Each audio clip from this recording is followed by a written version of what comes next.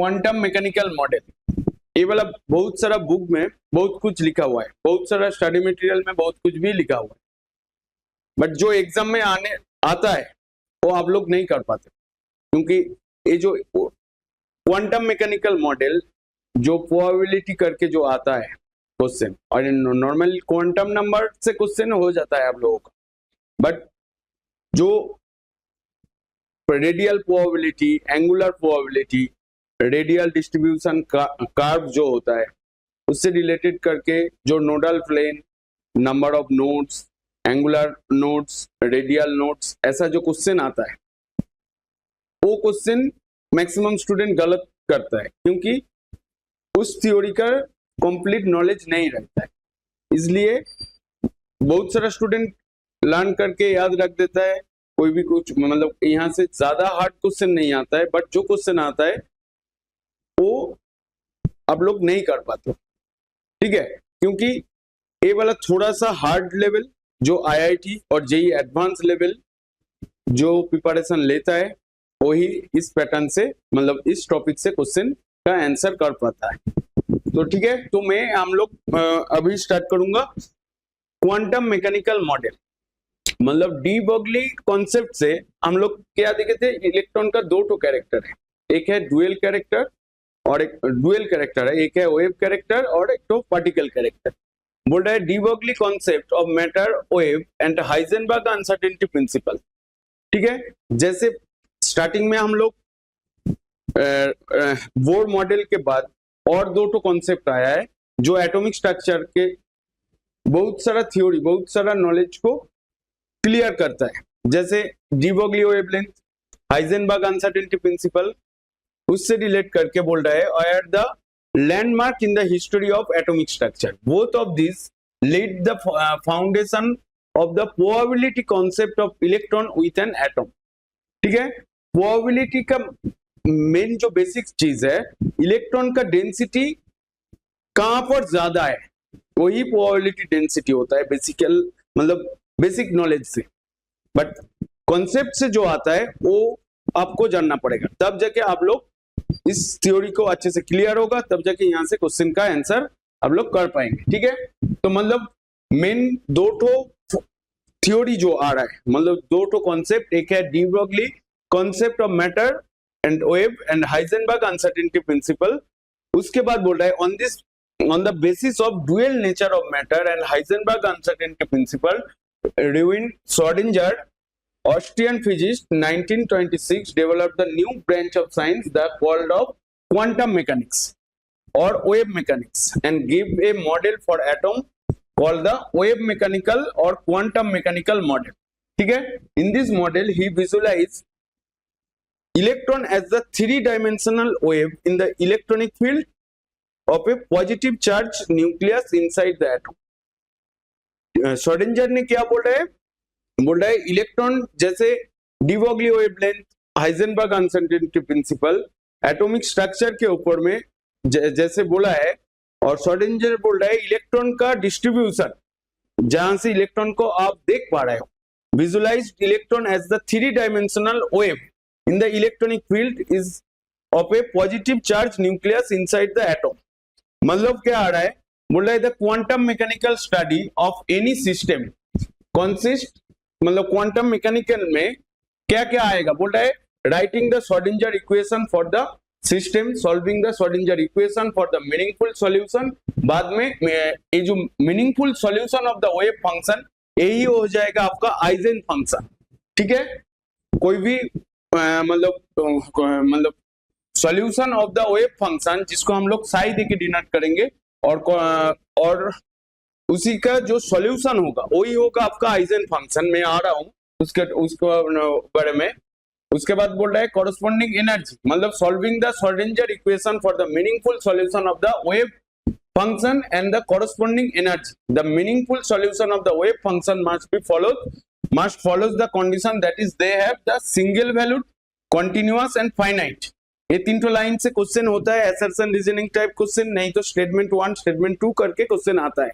ठीक है, मतलब meaningful solution of the wave function must be followed the condition that is they have to be single valued मतलब value एक ही होगा, continuous होगा एंड फाइनाइट होगा। Calculation of all observable property of this system from wave function, मतलब quantum mechanical study से क्या क्या consist करता है वो पहले मैं बोल रहा हूं, यहां से आप लोग क्या क्या जान पाएंगे, ठीक है, क्या क्या ढूंढ पाएंगे, ठीक है।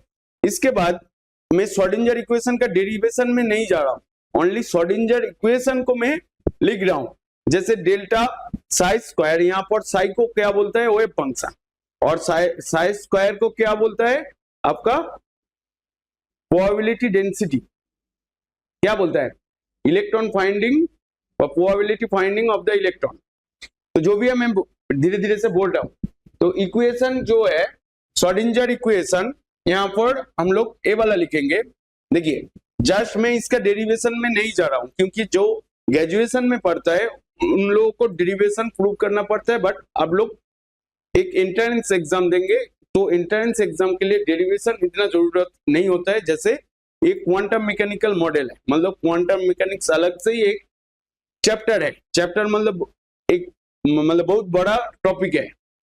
यहाँ पर हम लोग जो बोल रहा हूँ बहुत ही स्मॉल थ्योरी बोल रहा हूँ, जो ओनली इक्वेशन को रिलेट करके आता है, ठीक है। तो ज्यादा जानने के लिए आपको ग्रेजुएशन लेवल का जो बुक है वो पढ़ना पड़ेगा, बट वो वाला बुक पढ़ के आईआईटी क्या जेईई एडवांस आप लोग जो देंगे उसका ज्यादा इफेक्ट नहीं पड़ेगा, मतलब उतना थ्योरी पढ़ने से बहुत कुछ जान जाएंगे, बट जानने के बाद वो वाला इफेक्टिव नहीं होगा, क्योंकि उस रिलेटेड क्वेश्चन नहीं आएगा जो आईआईटी जैम देगा। उन लोगों के लिए इसके इस टॉपिक के ऊपर क्वेश्चन मतलब हार्ड क्वेश्चन हो सकता है, ठीक है। जो भी है तो Schrodinger derive the equation of an electron which is describe the wave motion of an electron along any of the three Cartesian axis, that is x y z करके जो होता है, ठीक है। तो मतलब डेल स्क्वायर साई, मतलब यहाँ पर डेल को डेरिवेशन डिफरेंशिएशन बोल रहा है, ठीक है।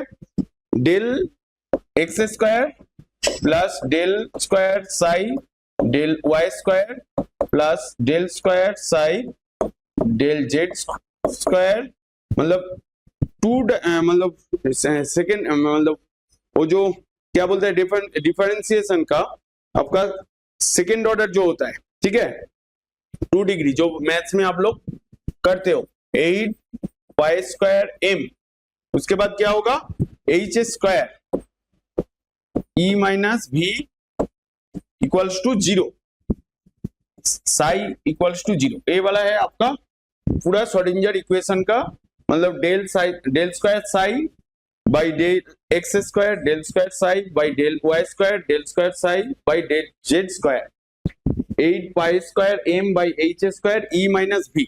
यहाँ पर साई क्या होता है आपका, साई हो रहा है आपका वेव फंक्शन, ठीक है, वेव फंक्शन।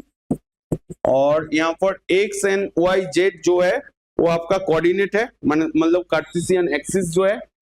और आपका एच क्या है, प्लैंक कांस्टेंट, एच क्या हो रहा है आपका प्लैंक कांस्टेंट, प्लैंक कांस्टेंट इसका फिक्स्ड वैल्यू है। और आपका यहाँ पर ई क्या है, total energy of the electron, that is kinetic energy plus potential energy. तो ई है आपका टोटल एनर्जी दैट इज आप क्या बोल रहे हो kinetic energy plus potential energy, ठीक है। और आपका यहाँ पर V क्या है, V है आपका potential energy of the electron, ठीक है, क्या है पोटेंशियल एनर्जी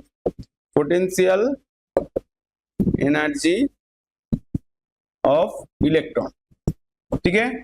तो ए था सारा टर्म क्या क्या बोल रहा है यहाँ पर, ठीक है।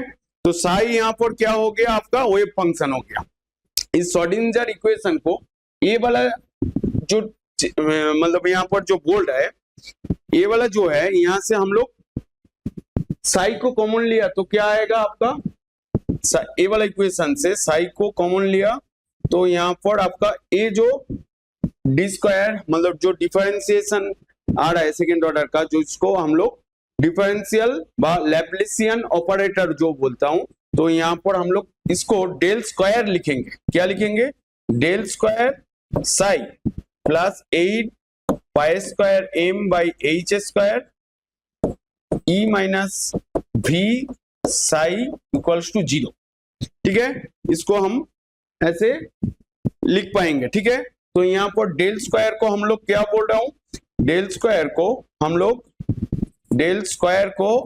हम लोग लिख रहा हूं del square d x square plus d square d y square plus d square d z square. ठीक है, तो इस ये जो क्या है आपका ऑपरेटर है, मतलब लेब्लेसियन ऑपरेटर बोलता है। ठीक है, ये वाला समझ में आया। उसके बाद क्या बोल रहा है, the quantum mechanics there is an operator corresponding to the every observable property it like the mathematical comment which act as the mathematical function. ठीक है, उसके बाद क्या आ रहा है, in fact the Schrodinger gave the generalized the equation for the system such as atom or molecule whose energy does not change with time, that is the time independent which is written as, मतलब time independent करके क्या आएगा, मतलब यहाँ पर आपको h ए वाला h psi equals to e psi ऐसा आ रहा है, मतलब जहां पर टाइम इंडिपेंडेंट हैमिल्टनियन ऑपरेटर बोल रहा है, जो यहाँ पर H कैप जो है। ठीक है, H cap is the total energy of the electron. तो H कैप क्या है आपका, total energy of the electron और इसको क्या बोलता है, हैमिल्टनियन ऑपरेटर। ठीक है, इसको क्या बोलता है आपका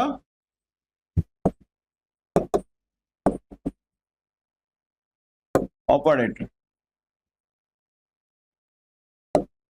ठीक है, यहां पर इस ऑपरेटर को जैसे ई मतलब क्या है, यहां पर ये भी एनर्जी है, तो इसके अंदर में kinetic energy and potential energy है। ठीक है, मतलब H को हम लोग क्या बोल रहा हूं, total energy operator for the electron. ठीक है, और E को यहां पर kinetic energy plus potential energy बोल रहा हूं, मतलब kinetic energy operator plus potential energy, मतलब ई को हम लोग लिखेंगे T cap plus V cap. ठीक है, मतलब टी को लिखेंगे ऐसे।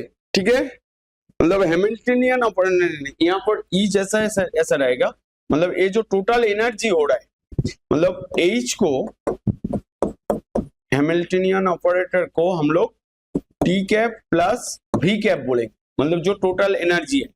टी कैप क्या है आपका काइनेटिक एनर्जी और वी कैप क्या है आपका पोटेंशियल एनर्जी। टी कैप को हम लोग क्या बोल रहा हूं, काइनेटिक एनर्जी ऑपरेटर और वी कैप को बोल रहा हूं potential energy operator.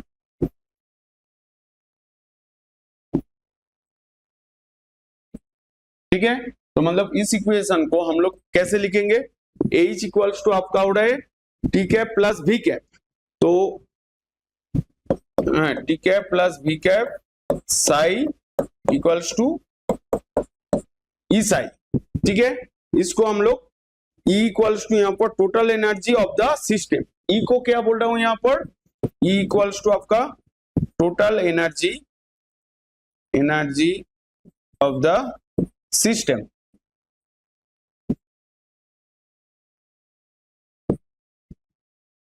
Electron operator energy operator of the electron, यहाँ पर energy operator of the electron. ठीक है, आया समझ में। इसके बाद मैं आइजन फंक्शन में जाऊंगा, उससे पहले वेव फंक्शन में बारे में बोलूंगा। वेव फंक्शन हम लोग साई देके डिनोट करता हूं, मतलब regard the amplitude of the function express in term of the coordinate x y z, मतलब जैसे ए वाला आपका साई है, यहां पर ऐसा हो रहा है। देखिए ए वाला बहुत इंपॉर्टेंट है। ठीक है, जैसे ओवरलैपिंग होता है, जैसे ऑर्बिटल सबसेल जब ओवरलैपिंग करता है, ठीक है, सबसेल ऑर्बिट ऑर्बिटल सब मतलब सारा चीज मैं बोलूंगा, क्योंकि बहुत सारा यहाँ पर थोड़ा थोड़ा डिफरेंस है, और डिफरेंस समझने से ही आप एटॉमिक स्ट्रक्चर को मतलब ये जो प्रोबेबिलिटी मतलब के बारे में जो क्वेश्चन आता है वो आप कर पाएंगे। ठीक है, देखिए मैं क्या बोल रहा हूँ, एनर्जी मतलब regard the amplitude the function express in term of the coordinate.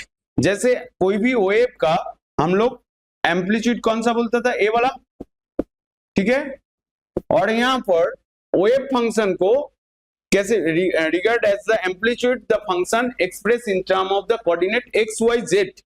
जैसे ए वाला ऐसा है यहाँ पर, और भी इसको थोड़ा सा बड़ा लिखिए, ऐसा हो रहा है। ठीक है, यहाँ पर क्या बोल रहा है, देखिए इसको थोड़ा सा छोटा करिए,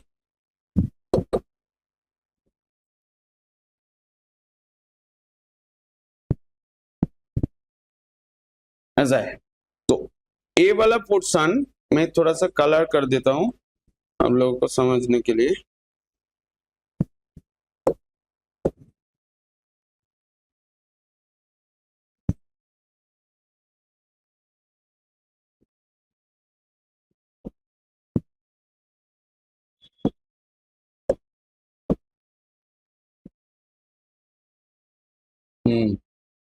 देखो यहाँ पर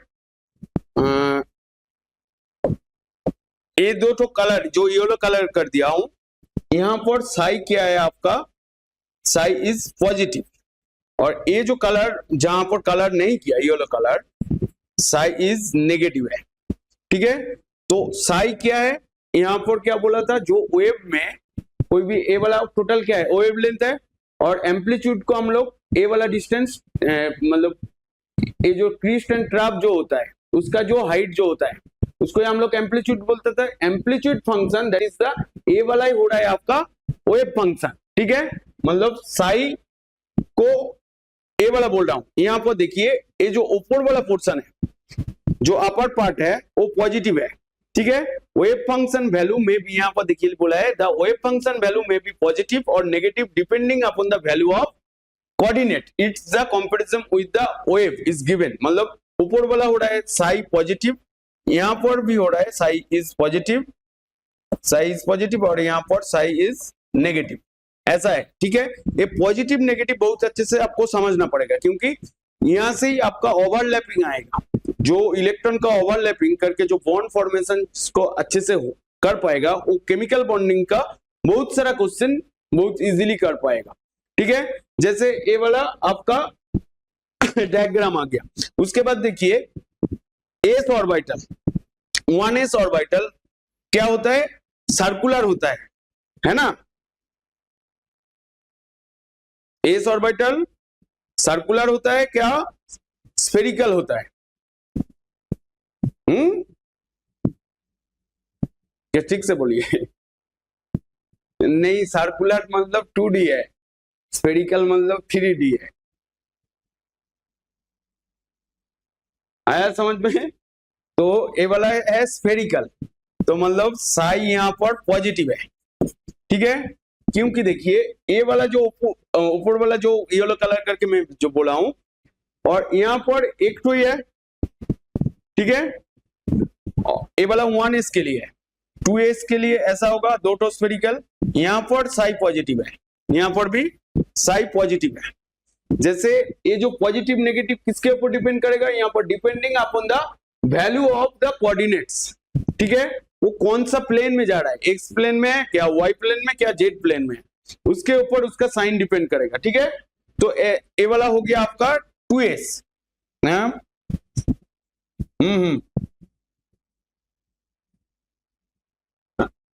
ए भी पॉजिटिव होगा, हाँ वो भी पॉजिटिव है। ठीक है, क्योंकि ए वाला क्या है आपका नोडल सरफेस है। ठीक है, ए वाला जो पोर्शन है इसको हम लोग बोलेंगे नोडल सरफेस। इसके बारे में क्लास में और भी बोलूंगा। और 2p जब होगा, 2p का मतलब ऐसा होता है, मैं सर्कुलर ही कर रहा हूं,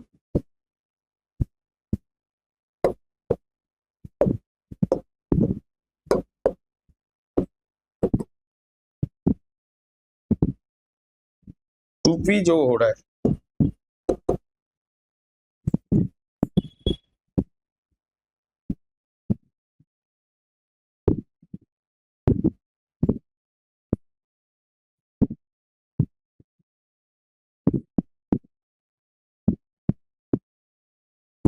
ये वाला जो है आपका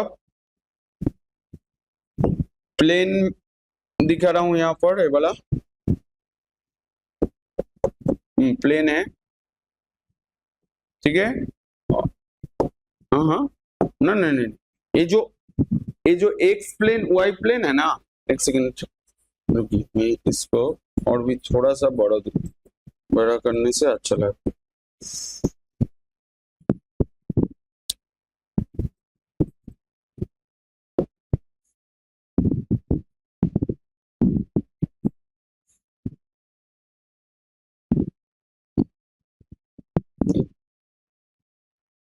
ठीक है, ए इस प्लेन के ऊपर ऐसे परपेंडिकुलर है, ठीक है, मतलब ए वाला कोई भी एक प्लेन है, इसके ऊपर ए वाला परपेंडिकुलर है और यहां से ऐसा है, ठीक है, देखने में मतलब ए यहाँ पर पिक्चर को इसके ऊपर से ए वाला लाइन, व्हाइट वाला लाइन जाएगा, ठीक है।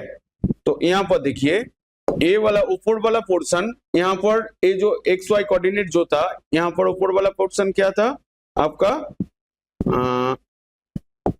ऊपर वाला जो पोर्शन है पॉजिटिव था, ये वाला पॉजिटिव है आपका,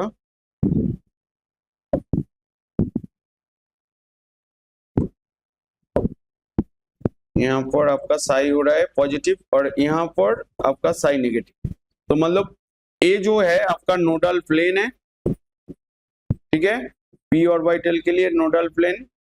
तो मतलब ऊपर वाला पोर्शन आपका क्या हो रहा है, साई पॉजिटिव है, और नीचे वाला ए वाला 2p ऑर्बिटल के लिए, ठीक है, आज साई क्या है, नेगेटिव है। जैसे ही म्यूचुअली मतलब जैसे एक्स वाई जेड को एक साथ में लिखेंगे तो कैसे देखने में लगेगा, एक्स वाई जेड को हम लोग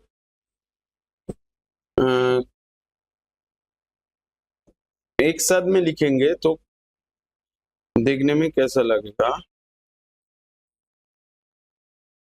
देखिए ए वाला बोल रहा था, मैं बोल रहा हूं एक्स वाई जेड को, जैसे ए वाला कोऑर्डिनेट है ऐसा है, ठीक है, एक्स वाई जेड, ये वाला आपका एक्स, ये वाला वाई, ये वाला जेड है, ठीक है। तो यहां पर देखिए, इसको मैं ऐसे सर्किल कर रहा हूं, इसको मैं देखिए तीन ठोकर कलर डिफरेंट कर देता हूं, तो इसके बाद इसको देखने में अच्छा लगेगा,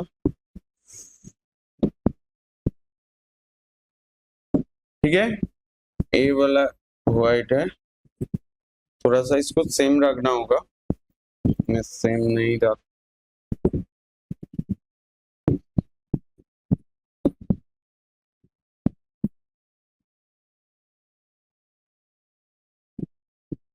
ऐसा है, देखिए ऊपर वाला पोर्शन क्या होगा, साई ऑल टाइम पॉजिटिव होगा सबका, ठीक है, और इस साइड वाला ये वाला साई नेगेटिव होगा, यहाँ पर भी साई नेगेटिव होगा,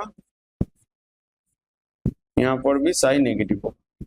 तो मतलब हम लोग जो पी ऑर्बिटल का नोडल प्लेन देखता हूँ, ये ऑर्थोगोनल हो रहा है, ठीक है। तो जो ओवरलैपिंग कैसे फॉर्म होता है, दोनों सेम चार्ज होगा तो क्या होगा, रिपल्सन, ऑपोजिट चार्ज होगा अट्रैक्शन, जब ऑपोजिट चार्ज होगा तब जाके ओवरलैपिंग होगा, ठीक है।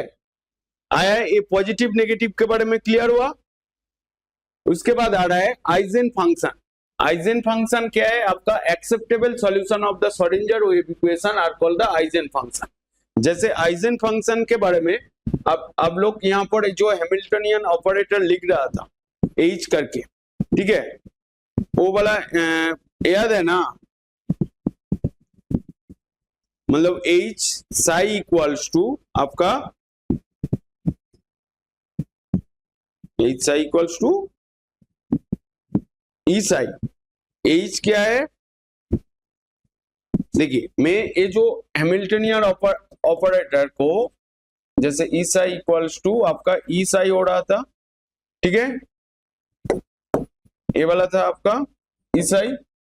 तो इस इक्वेशन को हम लोग किसको, इसको जब ऑपरेटर में लेके जाएंगे, ठीक है, इसी इक्वेशन मतलब आइजन मतलब श्रोडिंगर इक्वेशन को जो मैं इसको आइजन वैल्यू कॉन्सेप्ट में लेके जाएंगे, ठीक है, मतलब ए वाला हैमिल्टनियन ऑपरेटर, ए वाला वेव फंक्शन, ए वाला एनर्जी ऑफ द इलेक्ट्रॉन, ठीक है, मतलब energy of the total system, ठीक है। Eigen value concept is not limited to energy, मतलब एनर्जी के अंदर में लिमिटेड नहीं है, ठीक है। It is applied the general operator, मतलब क्यू दे के डिनोट करेंगे, क्यू साई इक्वल्स टू आपका यहाँ पर क्यू साई 1 और यहाँ पर स्मॉल क्यू आई साई आई, ठीक है।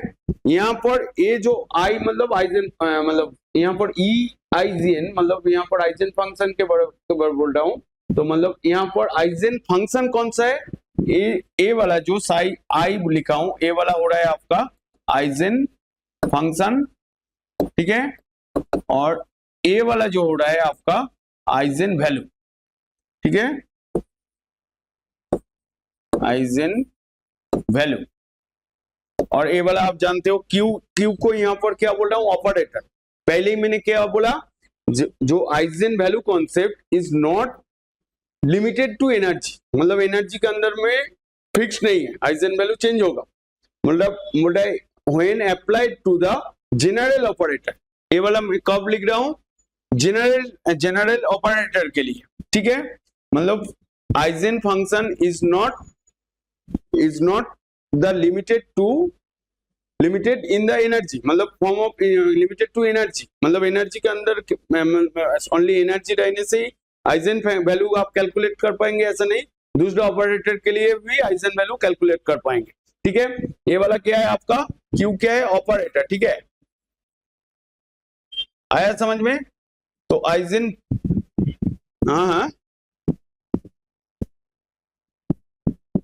नहीं क्यू तो वो तो फिजिक्स का टर्म है चार्ज, यहाँ पर तो फिजिक्स का नहीं आ रहा है। देखिए यहाँ पर बोल रहा है इस ए वाला जो वैल्यू है, बोल रहा है only those value psi R the valid, यहाँ पर ए वाला वाई नहीं है, ए वाला साई है, ठीक है, यहाँ पर ए वाला आपका साई है, ए वाला, ठीक है, यहाँ पर ए वाला साई है, psi R valid which is satisfied the following condition, the wave function must be finite and continuous, ठीक है, the solution must be single valued, that is at a given point there can be never be more than one value for amplitude psi, okay, आया समझ में, मतलब single value होगा d psi by del psi by del x, del psi by del y, del psi by del z must be continuous function, that is x y z respectively, and probability finding of electron overall the phase from the plus infinity की क्या हुआ बोलो,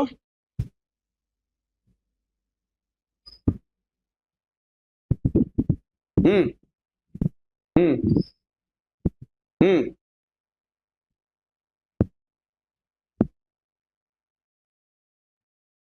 वो तो second order derivative था, हाँ, तो del psi del x ए वाला आपका सेकेंड ऑर्डर तो नहीं बोल रहा हूं यहाँ पर, सेकेंड ऑर्डर के बारे में तो नहीं बोला, ठीक है, आया समझ में।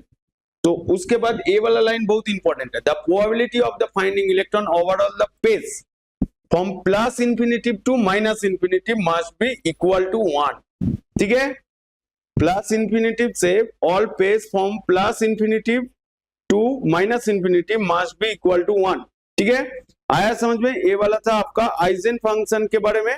उसके बाद क्या आ रहा है, और भी थोड़ा सा है, यहाँ पर बोल रहा है the several value several wave function, that is psi 1 psi 2 psi 3 and several corresponding energy are calculated e1 e2 and e3, each of these wave function is called the orbital, ठीक है, as there are functionally similar with Bohr orbit, ठीक है, but orbital can be visualized as diffuse negatively charged cloud of different shape, size and orientation around the nucleus.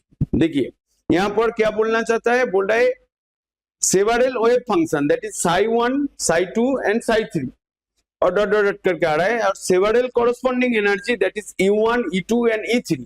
Each of this wave function is called the orbital, as these are the functionally similar with Bohr orbit. ठीक है, thus the orbital can be visualized as a diffuse negatively charged cloud of the different shape, size and orientation around the nucleus.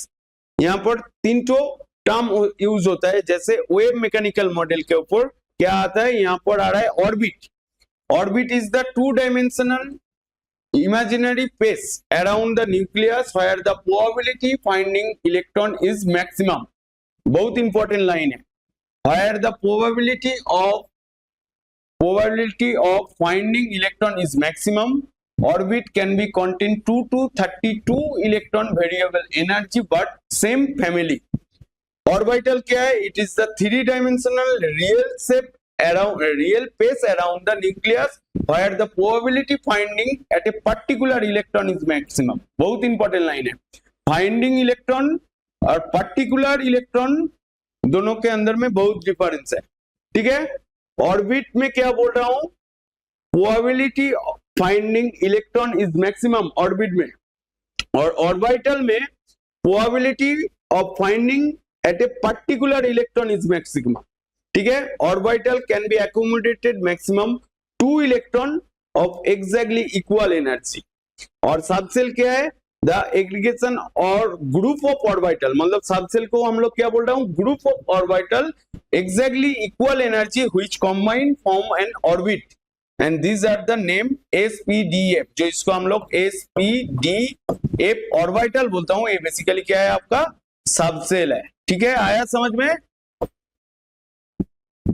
आया क्या नहीं आया, orbit, orbital and subshell, इसके ऊपर जो probability finding जो क्वेश्चन आता है, जो लाइन याद रखना होगा आपको, वही मैं यहां पर बोल रहा हूं.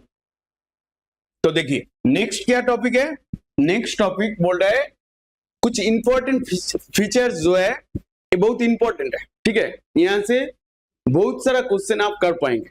जो यहाँ पर जितना पॉइंट में एक्सप्लेन करूंगा, सारा पॉइंट आप अच्छे से याद रखेंगे. याद मतलब रट्टामन्ना नहीं बोल रहा हूं, ठीक है, मतलब समझ के याद रखेंगे, तब जाके यहाँ से आपका कोई भी क्वेश्चन आया तो आप आंसर दे पाएंगे. ठीक है, जैसे फर्स्ट पॉइंट क्या बोल रहा है, the energy of the electron in an atom is quantized, that is they can have only specific value when bound to nucleus in an atom. The quantized energy level of the electron result from the wave nature of electron, that is the de Broglie dual behavior of matter. ठीक है, तो मतलब energy of the electron in an atom is quantized, that is they can have only specific value. आया समझ में. उसके बाद क्या बोल रहा है, all the information about a particle और इलेक्ट्रॉन. पार्टिकल, क्योंकि इलेक्ट्रॉन का दो ठो कैरेक्टर है, एक पार्टिकल कैरेक्टर और वेव कैरेक्टर. जब आप पार्टिकल बोल रहे हो तो वो क्या हो रहा है, इलेक्ट्रॉन ही बोल रहे हो. ठीक है, in a given nature, given energy level is contained in the wave function that is the psi, which is correspond to the allowed the physically possible solution of the Schrodinger wave function. कोई भी Schrodinger equation का solution ही क्या होता है, आपका eigen function होता है. तो मतलब यहाँ पर बोला है all the information about A particle in the given energy level is content in wave function psi which correspond to the allowed the physical possible, that is the physically possible, माने मतलब क्या बोल रहा है, which is correspond to allow the solution of the Schrodinger wave equation, wave function, that is the Eigen function. Since it is not possible to determine the both exactly position and velocity of the electron in an atom, that is the Heisenberg uncertainty principle, the path of an electron in an atom cannot be determined accurately. जो Heisenberg uncertainty principle में आप पढ़े हो. Hence the concept of the probability finding electron at a point is introduced in a quantum mechanics. ठीक है, मतलब कौन सा एग्जैक्ट पॉइंट में हाइजेनबर्ग में आप नहीं कर पा रहे, बट प्रोबेबिलिटी फाइंडिंग यहाँ पर क्या बोलते हैं, the path of an electron in an atom can not be determined accurately, hence the concept of the probability finding of the electron at a point और at a particular point is introduced in the quantum mechanics. Next point क्या बोल रहा है, the probability of finding electron in an atom is proportional to the psi square.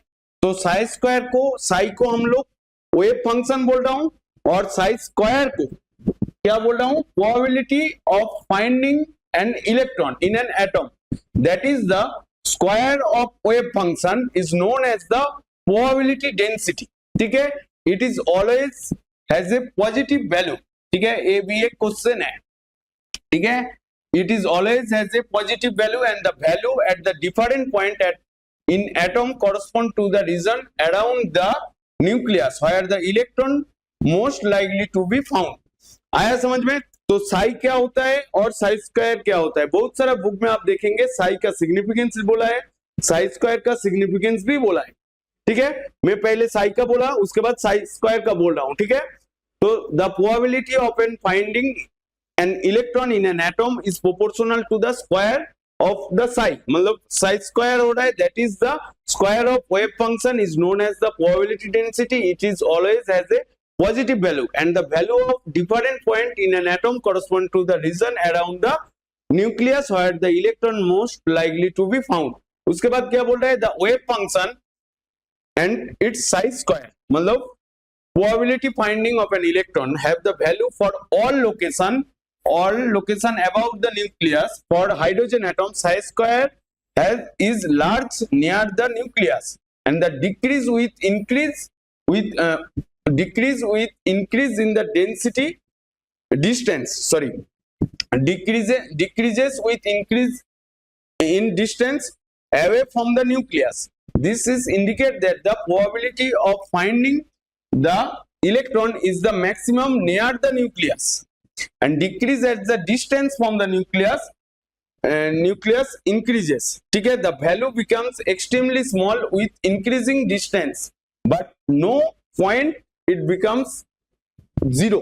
ठीक है, ये वाला line बहुत इंपॉर्टेंट है। क्या बोल रहा है, the wave function and its square, मतलब psi square, मतलब psi and psi square का value for all location about the nucleus. For hydrogen atom के लिए Sai square is large near the nucleus and decrease with increase in distance away from the nucleus. ठीक है, and this is indicate that the probability of finding the electron is the maximum near the nucleus and the decrease as the distance from the nucleus increases, the value becomes exactly small with increasing distance but no point it's become zero।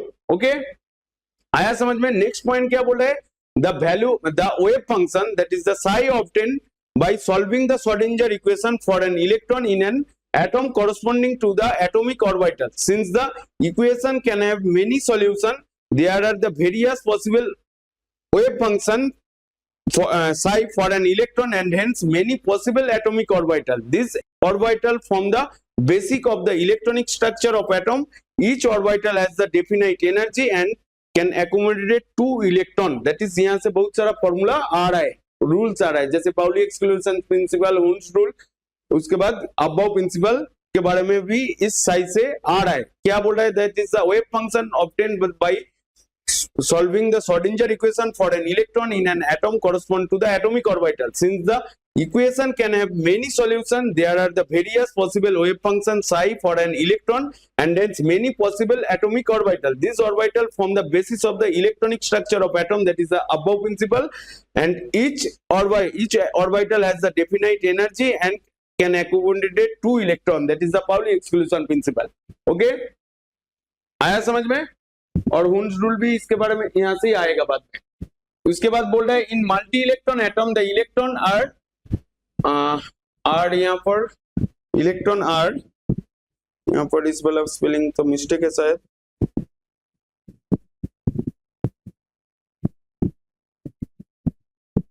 Second,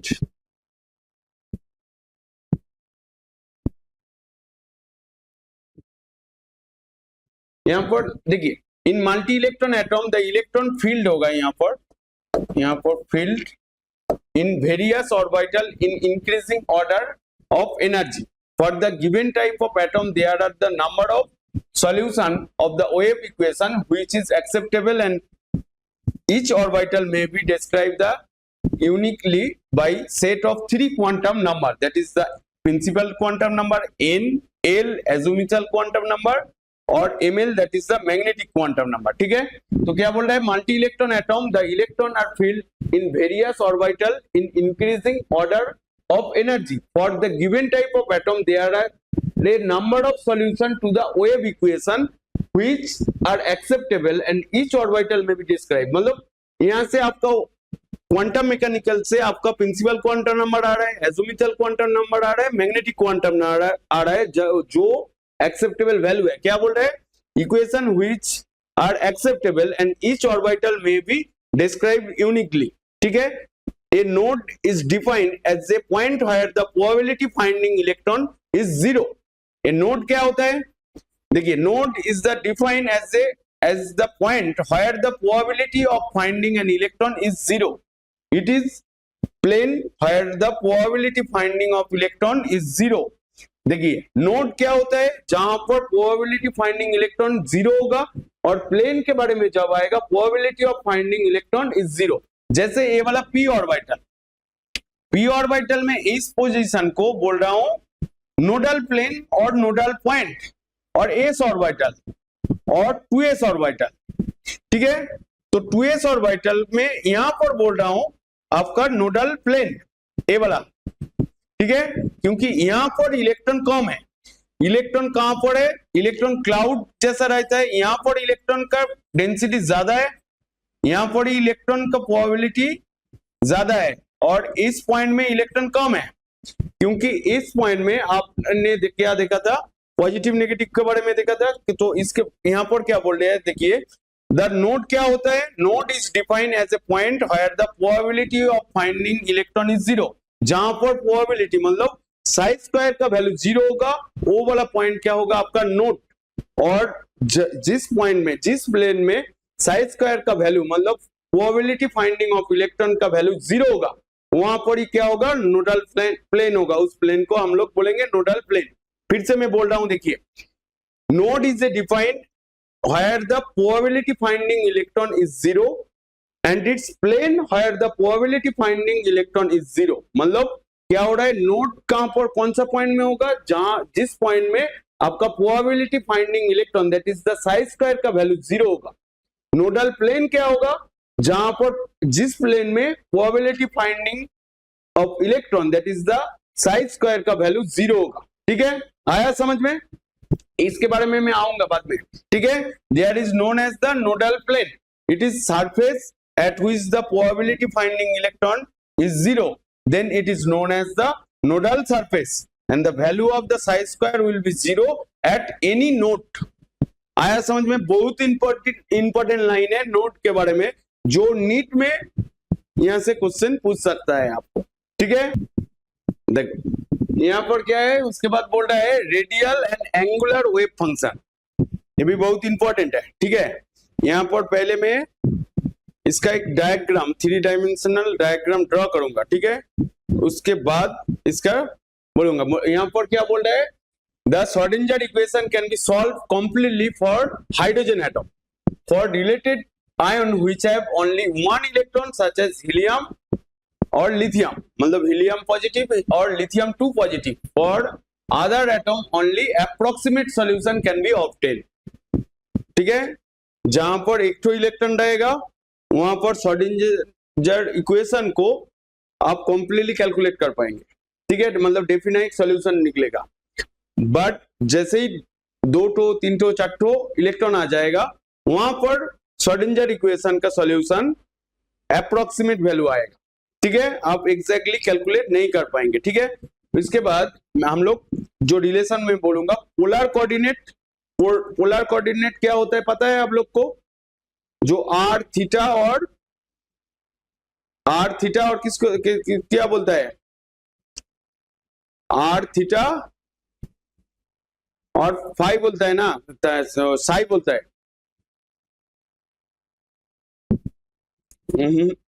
और polar coordinate क्या होता है?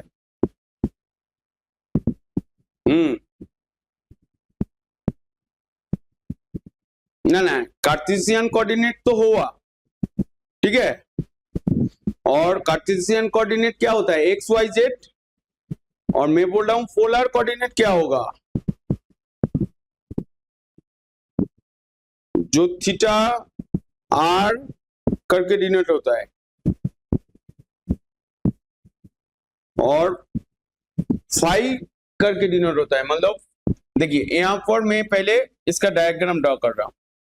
ये वाला आपका 2D है, ठीक है। इसके बाद इसको थोड़ा सा देखने में प्रॉब्लम होगा, मैं पिक्चर को डायरेक्ट लेने से अच्छा होता, ठीक है। इसका ए वाला हो रहा है, ठीक है। यहाँ पर ये वाला 2D है, जैसे ये वाला जुड़ ऐड कर दिया तो हो गया आपका 2D 3D सॉरी। यहाँ पर ये वाला x, ये वाला y, यहाँ पर z, ठीक है।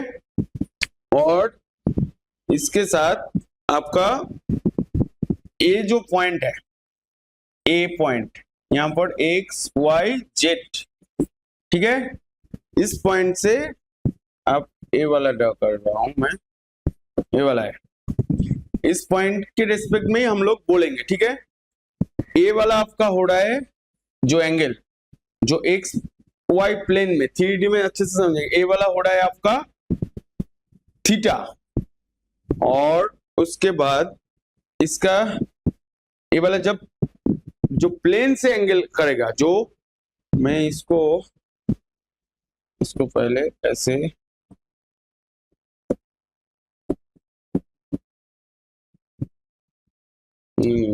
इसको थोड़ा सा चेंज होगा क्योंकि ये वाला पहले से लेने से अच्छा, ठीक है। इसका ये वाला पॉइंट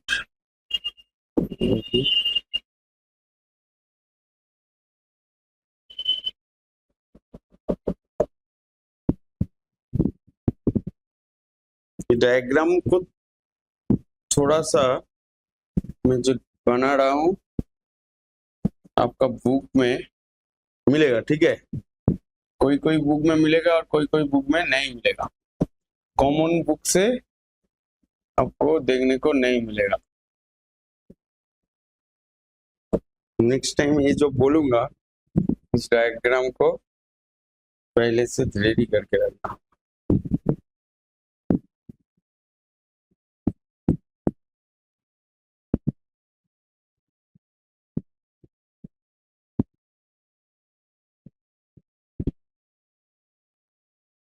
ঠিক আছে, এই লাইনটা করতে হবে। क्यूब क्यूब तो मतलब ए वाला आ रहा है, तो यहाँ पर आपका ए था जो एक्स वाई जेड है, ठीक है। ऐसे अभी ए वाला 3D पिक्चर में थोड़ा सा हो रहा है और इसको भी ऐसे ऐड करना होगा, ठीक है। ए वाला जो एंगल हो रहा है आपका साई हो रहा है, ठीक है। तो ए वाला एंगल आपका पाई हो रहा है, पाई नहीं, इसको क्या बोलता है, थीटा साई, तो ए वाला है फाई बोलता है, ठीक है। और यहाँ पर आपका क्या आएगा, और आर जो है इसके अंदर में जो एंगल हो रहा है, जो एंगल को हम यहाँ पर शो नहीं कर पा रहा हूं, ठीक है। ठीक है, दो तो प्लेन के अंदर में, जैसे आप सोचिए आप घर के अंदर में हो, वो आपका घर क्या है, 3D है, ठीक है। मतलब देखिए आपका घर एक क्यूब है, ठीक है। उस कॉर्नर से और यहाँ पर नीचे वाला जो कॉर्नर के अंदर में जो एंगल है वो होगा आपका आर, जो कोई भी प्लेन के साथ नहीं है, जो ऐसे करके एंगल में है और यहाँ पर ऐसे एंगल में है, इस एंगल को आर बोल रहा है, ठीक है। ए वाला आपका थीटा है, ए वाला आपका फाई है, ठीक है। तो ए वाला आपका डायरेक्शन आ गया, और ये जो थीटा आर और फाई को हम लोग पोलर कोऑर्डिनेट बोल रहा हूं, और कार्टेशियन कोऑर्डिनेट कौन सा है आपका एक्स वाई जेड करके जो आ रहा है, तो मतलब यहाँ पर आपका कार्टेशियन कोऑर्डिनेट जो हो रहा है, कोऑर्डिनेट जो है आपका एक्स वाई जेड है, और पोलर कोऑर्डिनेट जो होता है आपका पोलर कोऑर्डिनेट आपका आर थीटा और फाई होता है।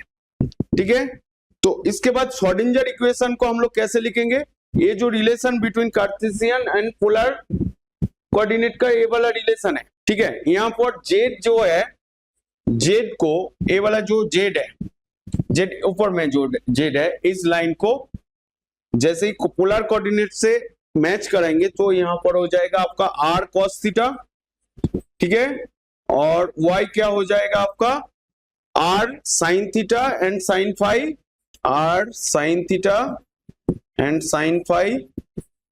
ठीक है, और आपका x क्या होगा, x r sine theta cos phi, r sine theta cos phi. ये बहुत इंपॉर्टेंट है। ठीक है, क्योंकि नीट में आपको जेई एडवांस लेवल तक प्रिपरेशन करना होगा, क्योंकि देखिए लास्ट ईयर में आपका फिजिक्स का हार्ड हुआ था, इस ईयर केमिस्ट्री का हार्ड हो गया, तो कुछ क्वेश्चन ऐसा हो सकता है, ऐसा भी हो सकता है, पॉसिबल तो है ना क्योंकि ऐसा तो हम लोग नहीं बोल पाऊंगा, इसको एनटीए को ऐसा नहीं करना चाहिए, हार्ड क्वेश्चन नहीं करना चाहिए, इजी करना चाहिए, मतलब ज्यादा से ज्यादा डॉक्टर निकलने के लिए क्वेश्चन को इजी करना चाहिए। तब 5 साल बाद क्या होगा, हम लोगों का जो तबीयत खराब होता है वो डॉक्टर लोग ऐसे हम लोग को चेकअप करेंगे, कोई मेडिसिन काम नहीं करेगा। तो मतलब पहले जो एंट्रेंस एग्जाम होता है उस एंट्रेंस एग्जाम इजी नहीं होना चाहिए। ऐसे बहुत सारे इंस्टीट्यूट में ऐसा भी बोला है, एनटीए को ऐसा नहीं करना चाहिए था, क्वेश्चन को इजी करना चाहिए।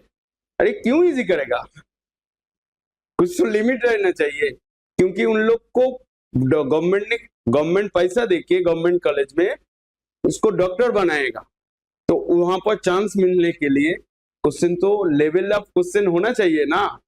तो आपको भी ऐसे पढ़ना होगा, केमिस्ट्री इजी हो सकता है, मतलब इतना साल से केमिस्ट्री इजी हुआ है, कोई भी कुछ एआर में केमिस्ट्री हार्ड हुआ है, बट ज्यादा हार्ड नहीं हुआ है। बट क्वेश्चन का ट्रेडिशन जो 2022 के बाद जो चेंज हुआ है, वो चेंज को आपको समझना पड़ेगा। ठीक है, क्योंकि हम लोग क्या बोलता हूं, स्किल को बढ़ाना चाहिए, स्किल स्टूडेंट होना चाहिए, नंबर के पीछे मत भागो, ऐसा बहुत सारा बोलता है। मैं बोलूंगा नंबर के पीछे आपको भागना ही होगा, क्योंकि आप इंडियन एजुकेशन सिस्टम में हो, आपको नंबर नहीं मिला तो आप स्किल के अंदर में नहीं हो, आपका स्किल है बट आपको नंबर नहीं मिला तो आपको उस लेवल में बैठने का कोई मौका नहीं मिलेगा। ठीक है, तो इसलिए पहले नंबर का जरूरत है, स्किल अपने आप आ जाएगा। आप वो जो नंबर मेहनत से मिला, कोई तुक्का मार के नहीं मिला, तो कोई शॉर्ट ट्रिक से नहीं मिला, तो आप समझ के पढ़ने के बाद जो एग्जाम में आया है आप सही आंसर दिया। ठीक है, ऐसा कॉन्फिडेंस आपके अंदर में जब रहेगा तब जाके आपको अच्छा मार्क्स भी मिलेगा और रैंक अपने आप आ जाएगा। ठीक है, जो भी है आप पढ़िए अच्छे से। तो उसके बाद इसके बाद आपका क्या आएगा, श्रोडिंगर इक्वेशन को हम लोग कैसे लिखेंगे। जैसे हम लोग क्या जानता हूं, del square psi 8 pi square M by H square E minus we psi equals to 0। ठीक है, ये वाला है। यहाँ पर डेल स्क्वायर क्या होता है, डेल स्क्वायर साई को हम लोग ऐसे लिखते थे, del square del x square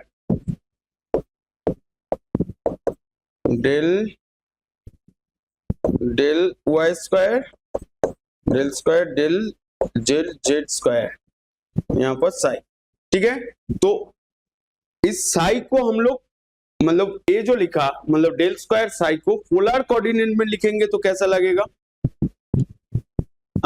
मतलब ये जो श्रोडिंगर इक्वेशन को हम लोग एक्स हाँ, तो एक्स वाई जेड को यहाँ पर जो वैल्यू है इसको देखिए हम लोग चेंज कर देंगे। क्या करेंगे, जैसे आएगा 1/r², तो मतलब पोलर कोऑर्डिनेट में मैं बोल रहा हूँ, ठीक है। तो यहाँ पर डी x² होगा क्या, एक r होगा, r होगा, तो r² D psi by D R, ऐसा हो जाएगा। उसके बाद 1/r² साइन क्या होगा, थीटा, साइन स्क्वायर थीटा, यहाँ पर डी स्क्वायर साई और D square D Sai square, ऐसा है ये वाला, प्लस 1/r साइन थीटा, ठीक है। यहाँ पर आपका डी थीटा इंटू क्या है आपका sine theta D sine theta D Sai D theta, ऐसा होगा, ठीक है। ये वाला हो गया पोलर कोऑर्डिनेट में ट्रांसफर। इसके बाद बोल रहा है the solution of this in the form, मतलब साई को हम लोग ऐसे लिखेंगे, psi equals to capital R small R, capital theta और स्मॉल थीटा और कैपिटल फाई और स्मॉल फाई, ठीक है, ऐसे लिखेंगे। तो इस लिखने का मतलब क्या है, यहाँ पर कैपिटल आर क्या होता है, function that depend on the distance from the nucleus, मतलब यहाँ पर कैपिटल आर स्मॉल आर क्या है, is the function that depends on the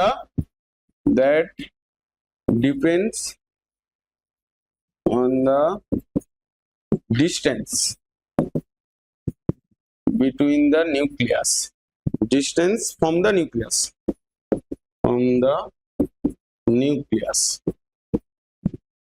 ठीक है। ये वाला कैपिटल आर हो गया। बोल रहा है which in term that depend the quantum number that is L and N, ठीक है, मतलब यहाँ पर आ रहा है which in terms depends on the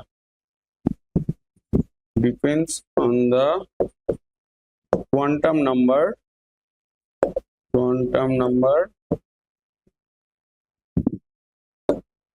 N and L, ठीक है, मतलब प्रिंसिपल क्वांटम नंबर और एजुमिथल क्वांटम नंबर, ये वाला कैपिटल आर हो गया। इसके बाद थीटा, कैपिटल थीटा और स्मॉल थीटा, ठीक है। कैपिटल थीटा और स्मॉल थीटा को क्या बोलता है, is the function of theta which depends the quantum number of L and M, ये क्या है, is the function of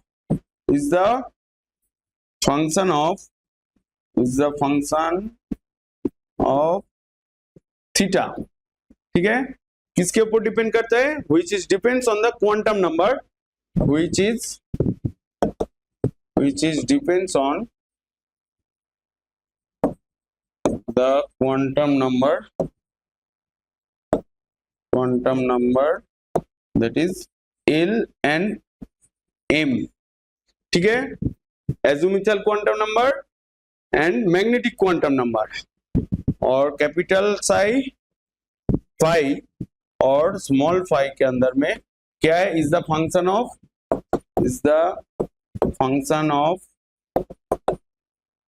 phi and which is depends upon the or depends on only quantum number m, sorry, which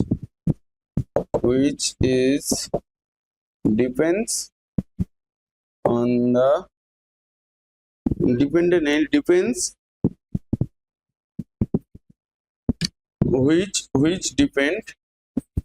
which depends on only the quantum number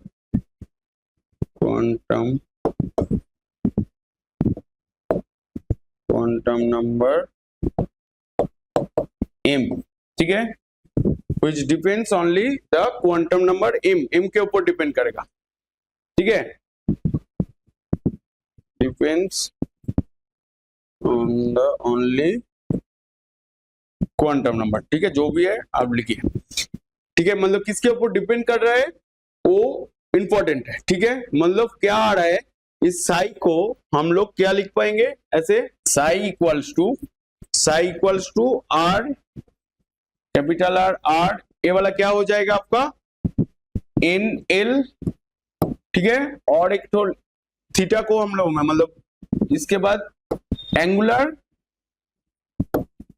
function को ऐसे लिखेंगे, ए वाला radial function N L और ए को denote कर रहा है यहाँ पर एंगुलर वेव फंक्शन, ठीक है, तो मतलब यहाँ पर आपका कैपिटल आर स्मॉल आर आ रहा है रेडियल वेव फंक्शन, ठीक है, the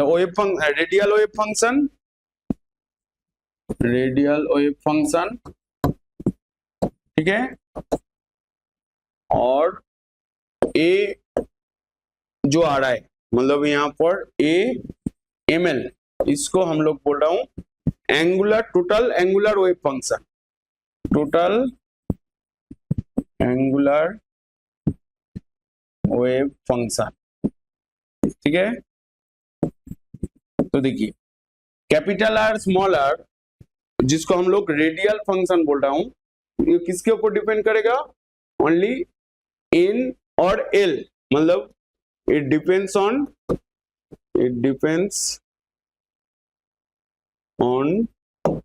only n and l के ऊपर डिपेंड करेगा, और एंगुलर वेव फंक्शन किसके ऊपर डिपेंड करेगा, it depends on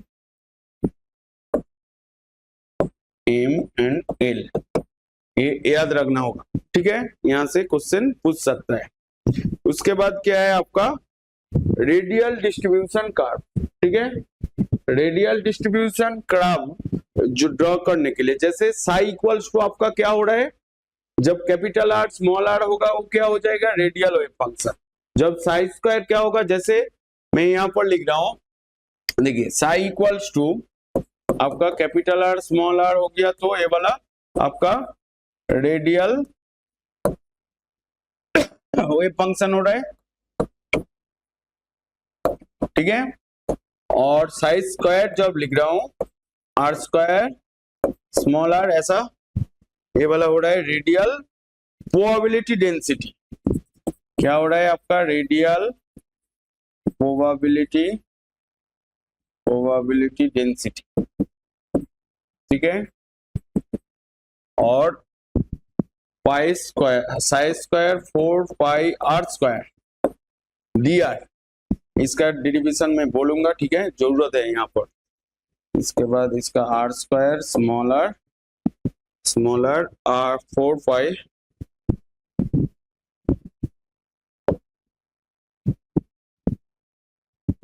यहाँ पर आपका 4 pi are square D R, ठीक है, ये वाला है रेडियल प्रोबेबिलिटी डिस्ट्रीब्यूशन, ये वाला क्या है आपका रेडियल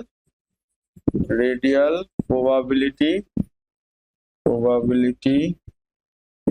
डिस्ट्रीब्यूशन, ठीक है, ये वाला टर्म को जानना पड़ेगा, और साइज स्क्वायर को क्या बोलेंगे probability by del V, psi square equals to आपका प्रोबेबिलिटी बाय डेल वी, ठीक है, तो देखिए कोई भी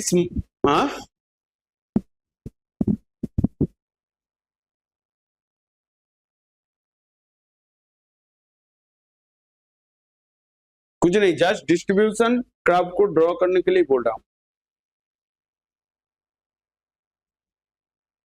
ठीक है, देखिए एक यहाँ पर मैं एक डायग्राम ड्रॉ कर रहा हूं, देखिए कोई भी बुक में आपको इस ड्राइंग को मिलेगा नहीं, एनसीईआरटी में इतना कुछ नहीं, देखो एनसीईआरटी पढ़ने से आपको 60% कॉमन मिल जाएगा, बट 100% सही करने के लिए एनसीईआरटी पढ़ने से नहीं होगा। एनसीईआरटी पढ़ने से आपको एग्जाम देने के बाद आपको अच्छा लगेगा, मैं सब कुछ अच्छे से आंसर दिया, बट जब रिजल्ट आएगा वो अच्छा नहीं लगेगा, क्योंकि ओनली एनसीईआरटी पढ़ने से रैंक नहीं होगा। ठीक है, ये वाला आर है, मतलब रेडियस है, और थोड़ा सा जो है ये वाला है आपका डी आर, तो मतलब टोटल ये वाला क्या हो रहा है, आर प्लस डी आर। ठीक है, तो ये वाला स्मॉल सेगमेंट यहां पर आप देख पा रहे हो। ठीक है, स्मॉल सेगमेंट मतलब डेल वी को हम लोग क्या बोलेंगे, वॉल्यूम। यहाँ पर जो लिखा था psi square equals to probability by del V, ये वाला फॉर्मूला देके बहुत सारा क्वेश्चन का आंसर होता है। ठीक है, psi square equals to probability by volume का चेंज। ठीक है, तो मतलब ए वाला डेरिवेशन से हम लोग, मैं डिस्ट्रीब्यूशन ग्राफ में डिस्कस कर रहा हूं, तो यहाँ पर आपका डेल वी क्या हो जाएगा, देखिए ये जो रेड वाला जो सर्कल है उसका वॉल्यूम क्या होगा, 4 पाई आर स्क्वायर।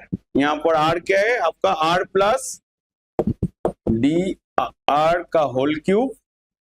ठीक है, माइनस आप क्या ढूंढ रहे हो, प्रोबेबिलिटी, तो प्रोबेबिलिटी ए वाला टोटल मतलब वॉल्यूम है, और योलो वाला है, यहाँ पर रेडियस आर है, तो प्रोबेबिलिटी कहां पर है, ये रेड और येलो का बीच में जो है, तो ए वाला पोर्शन में आपका प्रोबेबिलिटी मतलब इलेक्ट्रॉन ज्यादा है, तो मतलब यहाँ पर आपका 4/3 पाई यहाँ पर हो जाएगा आपका r square, r cube, r cube. तो मतलब यहाँ पर आर प्लस डी आर का ए प्लस बी का होल क्यूब का फॉर्मूला याद है, वो वाला यूज होगा। हाँ, मतलब a cube plus 3 a square b plus 3 a b square plus b cube.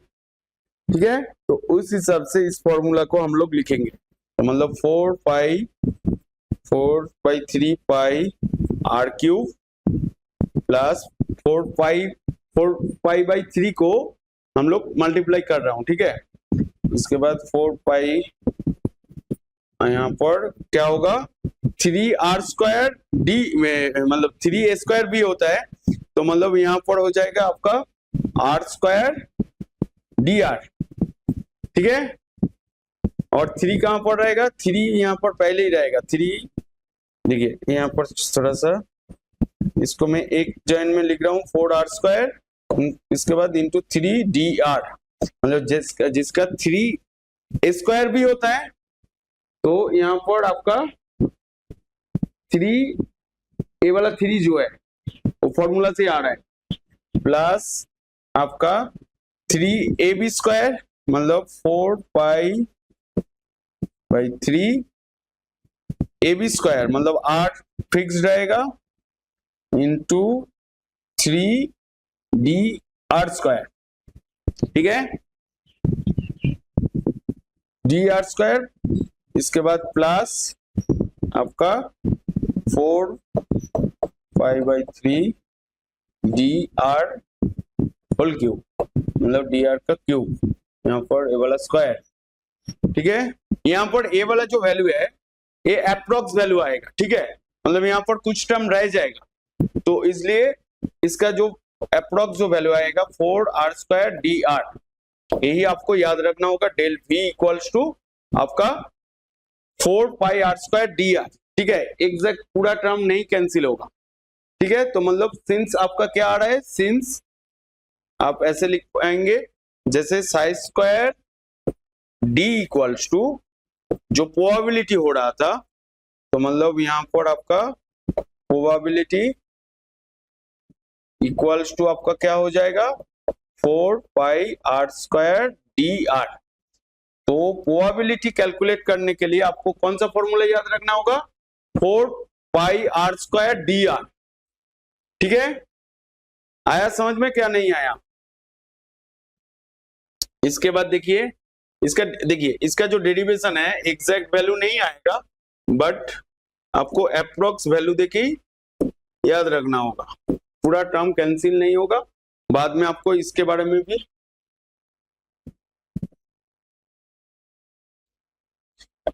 क्योंकि देखिए यहाँ पर क्या याद रखना होगा, आपका प्रोबेबिलिटी क्या होता है, आप क्या बोल रहे हो, साई स्क्वायर डीवी मतलब वॉल्यूम का चेंज, यहाँ पर क्या है वॉल्यूम का चेंज, तो मतलब फॉर्मूला क्या है पाई आर स्क्वायर डी आर। मैं इतना तक नहीं बोला तो आपको ये वाला फॉर्मूला में लिखने से चलेगा ना। लास्ट वाला जो पोर्शन जो मैं बोल रहा हूं, लास्ट वाला यहाँ पर ये वाला क्यों बोला, ये वाला जस्ट पोलर कोऑर्डिनेट के साथ मैच किया, क्योंकि रेडियल और एंगुलर वेव फंक्शन के बारे में बोल रहा हूं, आपको पोलर कोऑर्डिनेट और कार्टेशियन कोऑर्डिनेशन के बारे में भी आइडिया होना चाहिए, तब जाके आपका ये वाला प्रोबेबिलिटी के बारे में समझ में आएगा। नहीं तो आप लर्न करके चलेंगे तो आपका आंसर कर पाएंगे, बट वो सही होगा क्या? आप लर्न करके अच्छे से जाएंगे, कुछ भी क्वेश्चन घुमा के दिया तो ये तो मैंने नहीं पढ़ा, क्वेश्चन कहां से आया मेरे को नहीं पता, बट थ्योरी में तो है। एनसीईआरटी ने रेडियल प्रोबेबिलिटी और क्वांटम मैकेनिकल के बारे में बोला है। सेकंड वाला देखिए, सेकंड जो पॉइंट है मतलब ये वाला था आपका रेडियल डिस्ट्रीब्यूशन का आपका फर्स्ट पॉइंट, ठीक है, यहां से आपका प्रोबेबिलिटी कैसे ढूंढेंगे वो आ रहा है। सेकंड जो आ रहा है total number of radial nodes का फॉर्मूला क्या होगा, कुछ फॉर्मूला लिखूंगा, total number of radial nodes का फॉर्मूला क्या है याद है, n minus l minus one, n minus l minus one, ठीक है। और क्या है total number of angular nodes, total number of angular nodes क्या होगा आपका, हाँ एल, ओनली एल मतलब एजुमिथल क्वांटम नंबर। थर्ड पॉइंट क्या आएगा आपका, टोटल नंबर ऑफ नोड्स क्या होगा, ये वाला हो गया टोटल नंबर ऑफ नोड्स क्या होगा आपका, दोनों को ये वाला रेडियल नोड्स और एंगुलर नोड्स को ऐड कर देंगे तो एल कैंसिल हो जाएगा, तो रहेगा n माइनस वन है। यहां से बहुत कुछ क्वेश्चन आ सकता है, ठीक है। थर्ड जो पॉइंट आएगा एक है आपका साई और कैपिटल आर आर मतलब रेडियल वेव फंक्शन, इसका साइन क्या होगा, ठीक है, varies as a plus minus, ठीक है आपका प्लस माइनस, ठीक है, ऐसा है। तो हम लोग जो डायग्राम ड्रॉ करेंगे वो वाला क्या है, देखिए यहाँ से आपका ये वाला हो रहा है, तो मतलब यहाँ पर आर ऐसा है और यहाँ पर आपका आर है, तो वेव फंक्शन में ऐसा है, ठीक है। तो ये वाला आपका प्लस है, ये वाला आपका माइनस है, और भी सेम आएगा, मैं नहीं ड्रॉ कर रहा हूं, आया समझ में। तो एक प्लस एक माइनस मतलब कैपिटल आर मतलब रेडियल वेव फंक्शन और वेव रेडियस के अंदर में जो ग्राफ आएगा, ठीक है। और क्या हो सकता है साई स्क्वायर मतलब इसको ही हम लोग सेकेंड जो पॉइंट है, ठीक है, मतलब साई स्क्वायर और आर स्क्वायर आर, यहां पर क्या होता है साई स्क्वायर का वैल्यू ऑल टाइम क्या होता है, पॉजिटिव होता है, ठीक है। ये वाला क्या होगा, इज ऑलवेज पॉजिटिव, मतलब इसका जो ग्राफ आएगा तो आप इसको ऐसे ड्रॉ कर रहे हो, तो यहाँ पर आपका साई स्क्वायर और आर स्क्वायर आर कुछ भी यहाँ पर साई लिखिए, साई स्क्वायर के साथ रेडियस का जो ग्राफ आएगा यहाँ पर आर, ये वाला थोड़ा सा ऐसे करिए, ये वाला आर, तो मतलब यहाँ पर ओनली पॉजिटिव वैल्यू मिलेगा, ठीक है। तो मतलब ऐसा, इसको सेम कलर में रखिए, ये वाला ओनली पॉजिटिव, ठीक है, ऐसा रहेगा। और प्रोबेबिलिटी के साथ क्या रहेगा, मतलब साई स्क्वायर वी। तो नेक्स्ट पेज में आइए, द वैल्यू ऑफ प्रोबेबिलिटी मतलब 4 pi are square D R, ठीक है, यहाँ पर इंटू साई स्क्वायर लिखिए, ठीक है, प्रोबेबिलिटी के साथ। और इसको ऐसे भी लिख पाएंगे, R square are 4 pi are square D R, ठीक है। यहाँ पर भी क्या होगा, ऑलवेज पॉजिटिव होगा, जैसे स्क्वायर आ रहे इज, इसका वैल्यू इज ऑलवेज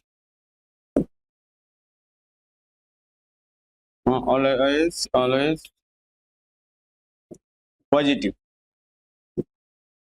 ठीक है। तो मतलब इसका भी डायग्राम ड्रॉ करेंगे तो ए वाला होगा, यहाँ पर आपका psi square 4 pi are square D R, और यहाँ पर ऐसा, यहाँ पर ऐसा, यहाँ पर ऐसा, ठीक है।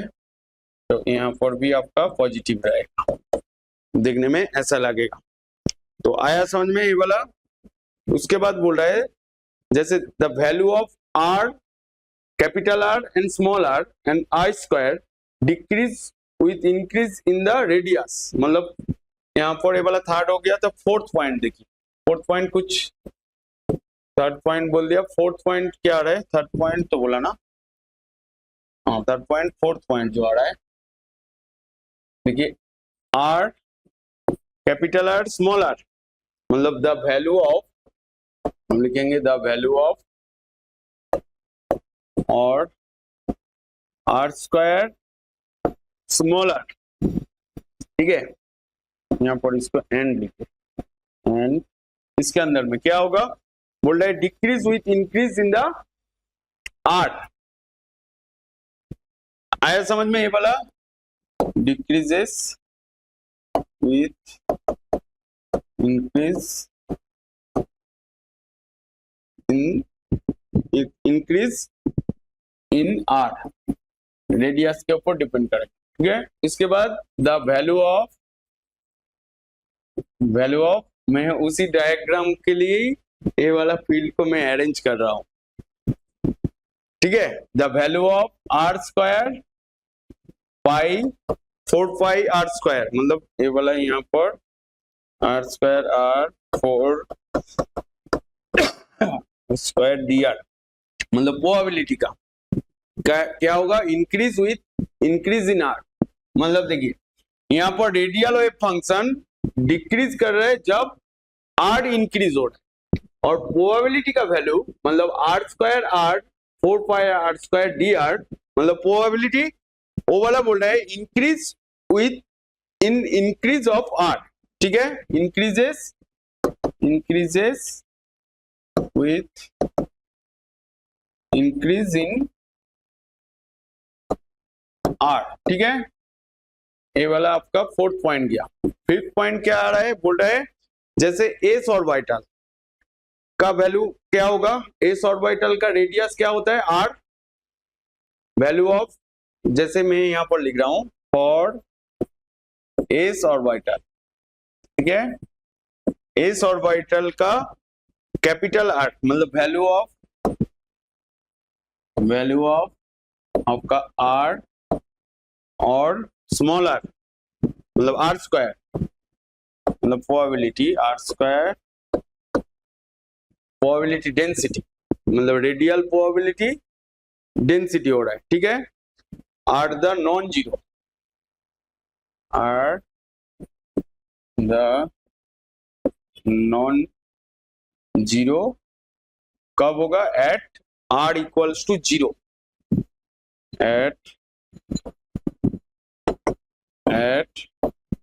आर इक्वल्स टू आपका जीरो हो रहा है। तो मतलब एस ऑर्बिटल के लिए कैपिटल आर आर मतलब रेडियल फंक्शन और रेडियल डेंसिटी नॉन जीरो होगा जब आर का वैल्यू जीरो होगा, ठीक है। और वो एस मतलब पी डी एंड एफ के लिए, इसके लिए क्या होगा, यहां पर इसका वैल्यू मतलब ऑर्बिटल आपका R R and R square R R क्या होगा, यहां पर कुछ आइडिया है, R zero at the R, ठीक है, R zero at R equals to zero. तो मतलब देखिए एस ओनली एस क्या हो रहा है, आर आर स्क्वायर मतलब वेव फंक्शन मतलब रेडियल फंक्शन और रेडियल डेंसिटी नॉन जीरो होगा मतलब जीरो नहीं होगा at point R equals to zero, और एस पीडीएफ के लिए आपका क्या होगा, जीरो होगा, ठीक है। और 6 पॉइंट क्या आएगा, आर का वैल्यू मतलब यहां पर आर भी बहुत इंपॉर्टेंट है, कौन सा आर हो रहा है, मतलब आर मैक्स जिसको रेडियस मैक्सिमम कब होगा, the distance from the nucleus at the total probability density, probability of finding electron is maximum. जैसे ही प्रोबेबिलिटी डेंसिटी जब मैक्सिमम होगा वहां पर आर का वैल्यू भी क्या होगा, मैक्सिमम होगा। तो वो भी लाइन मैं यहाँ पर लिख देता हूं। 6 पॉइंट जो है क्या है आपका, R is maximum, R max is the distance from the nucleus ठीक है, from the nucleus at which total probability density और probability finding electron, ठीक है, मैं यहाँ पर टोटल प्रोबेबिलिटी डेंसिटी बोल देता हूं क्योंकि सेम ही वर्ड है, और नहीं तो आप याद रखिए total probability of finding of an electron is the maximum, जहां पर आपका मतलब आ रहा है r max equals to psi square max, ऐसा आ रहा है ना, मतलब डेंसिटी जब ज्यादा होगा और इसके साथ ये वाला प्रोपोर्शनल हो रहा है, प्रोपोर्शनल साइन लिखिए तो अच्छा होगा, ऐसा होगा, ठीक है। ये भी आपको याद रखना होगा। मैं एक एक करके सारा जो डायग्राम आएगा जो बहुत ही इंपॉर्टेंट है, बहुत सारा एग्जाम में जैसे जेईई एडवांस नीट में इस साल इस पैटर्न के ऊपर क्वेश्चन आ सकता है, क्योंकि जेईई एडवांस में बहुत टाइम इसके ऊपर आया है। जैसे फर्स्ट 1s के लिए, ठीक है, 1s ऑर्बिटल के लिए आया समझ में। 1s के लिए क्या होता है, n का वैल्यू क्या होता है और ml का वैल्यू भी 0 है, और यहां पर एंगुलर नोट्स क्या होगा, रेडियल नोट्स और रेडियल नोट्स, हाँ तो मतलब यहाँ पर मैं यहाँ पर लिख रहा हूं n minus l minus 1 equals to 0, ठीक है। तो देखिए इसके बाद एक एक करके लिखूंगा, पहले इसका ड्रॉ कर रहा हूं, यहाँ पर आपका आर, ठीक है, यहाँ पर ए वाला आर है, देखिए ए वाला ग्राफ क्या आ जाएगा, ए वाला ऐसा चला जाएगा, ठीक है। 1s के लिए आर स्क्वायर का भी सेम आएगा, यहाँ पर आपका आर स्क्वायर आर, यहाँ पर आपका आर, यहाँ पर भी ए वाला थोड़ा सा ऐसा टच करके जाएगा, ठीक है। और इसका जो है प्रोबेबिलिटी का मतलब are square are 4 pi are square D R, ठीक है। और यहाँ पर आपका आर है, यहाँ पर ए वाला ग्राफ याद है ऐसे जाएगा, तो ए वाला हो रहा है आपका 1s ऑर्बिटल के लिए, ए वाला आर मैक्स है, ठीक है। आगे लास्ट में आर स्क्वायर आर था, ये वाला प्रोबेबिलिटी जो है r square are 4 r square D r के रेस्पेक्ट के आर के साथ जो है, देखिए 3 ठो ग्राफ होता है हर ऑर्बिटल के लिए। एक है radial wave function, radial probability और रेडियल प्रोबेबिलिटी डेंसिटी, ठीक है। आया समझ में? तो ए आर आर आर क्या है? अभी अभी के मैंने क्या बोला, कैपिटल आर स्मॉल आर को हम लोग क्या बोलता, रेडियल वेव फंक्शन, मतलब आर अभी पहले ही मैंने इसके बारे में लिखा हूं। मैंने क्या बोला, मैं उसी का ही अरेंजमेंट कर रहा हूं।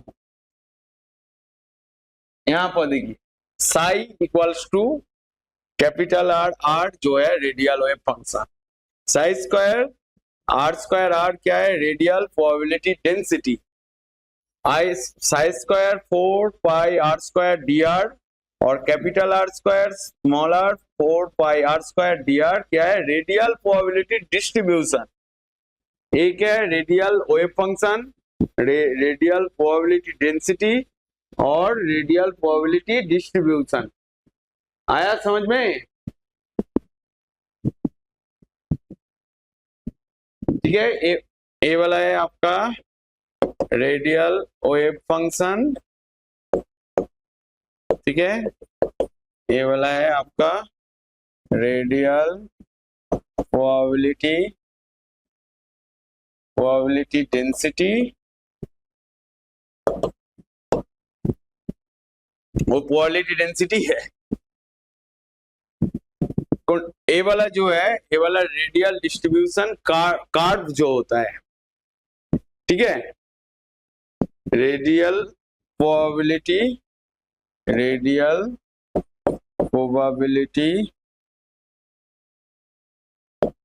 डिस्ट्रीब्यूशन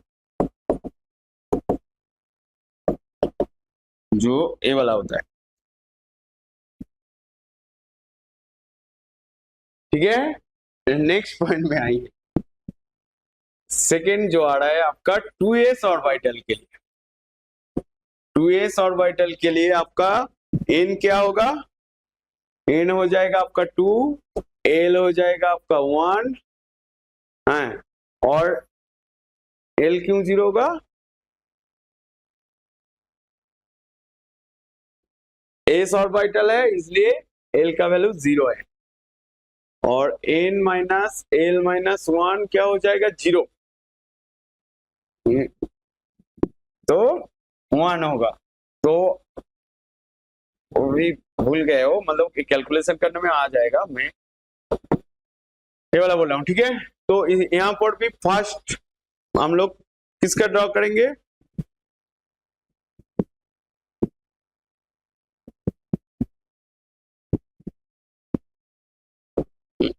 पहले ए वाला ड्रॉ करूंगा, मतलब यहाँ पर आर आर, यहाँ पर ए वाला आर। तो देखिए इसका ग्राफ ऐसा होगा, इसको बोलता है आपका नोट, ठीक है। क्योंकि ए वाला मतलब थोड़ा सा नीचे होगा, क्योंकि देखिए 2s ऑर्बिटल है, यहाँ पर नोड है, 1s ऑर्बिटल में नोड नहीं है। 1s मतलब एक तो सर्किल है, एक तो स्फेरिकल है, और 2s मतलब ऐसा होता है ना, ए वाला और ए वाला 2s होता है, तो इसके अंदर में ए वाला एक तो नोड आ रहा है ना, उसके बाद ए वाला आएगा, मतलब यहाँ पर आपका आर स्क्वायर आर है, यहाँ पर आर है, इसका जो ग्राफ का डायग्राम आएगा ऐसा, ए वाला आपका नोड हो रहा है, ठीक है। एक तो ही नोड है, यहाँ पर भी 1 नोड, यहाँ पर भी 1 नोड है। उसके बाद ये वाला जो आ रहा है आपका r square small r 4 pi are square D r, यहाँ पर आर, इसका भी ना उल्टे जाए, ऐसा हो रहा है। ठीक है, ये यहाँ पर आपका आर मैक्स है, स्मॉल आर मैक्स है। ठीक है, यहाँ पर एक तो वन नोड है। 3s का क्या होगा आपका, थर्ड में बोल रहा हूं 3s ऑर्बिटल के। ठीक है, देखिए जैसे यहाँ पर n क्या है आपका 3 है, l क्या होगा आपका, l का वैल्यू 3s के लिए l का भी 0 होगा, क्योंकि ऑर्बिटल क्या है आपका s है, और n माइनस l माइनस 1 इसका वैल्यू क्या होगा आपका, नोड्स क्या होगा आपका 2 होगा। तो मतलब 3 तो डायग्राम आ रहा है। एक है क्या बोला था अभी, देखिए रेडियल वेव फंक्शन, यहां पर 1s के लिए कोई नोड नहीं था, 2s के लिए नोड है। ठीक है, इसका जो डायग्राम आएगा मैं यहाँ पर ड्रॉ कर रहा हूं, यहाँ पर आपका आर आर, यहाँ पर आर। ठीक है, इसका ऐसा आएगा,